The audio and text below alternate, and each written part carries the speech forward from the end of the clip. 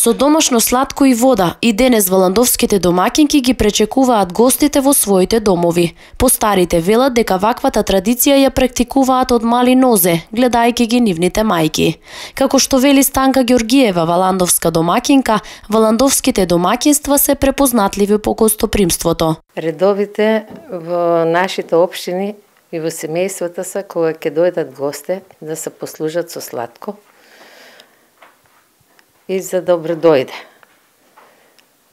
Покрај тоа што служиме сладко, дали со вода, дали со сок, што им и што, меѓутоа нашите домаќинства се познати и по гостопримливост. Имат разни специјалитети што ги употребаваме во нашиот крај. Освен различните видови на домашно сладко, Ѓоргиева вели дека за гостите секогаш подготвува традиционални македонски јадења и валандовски специјалитети, а рецептите ги научила од својата мајка. Има многу и стари јадења, меѓу кои се еве пероја за појадок. Често пати ја правиме со ченкарно брашно и таа е многу здрава.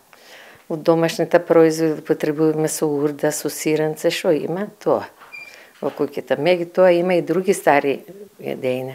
Правиме сарми од блостар, сарми од лозја листа, сарми од зелка.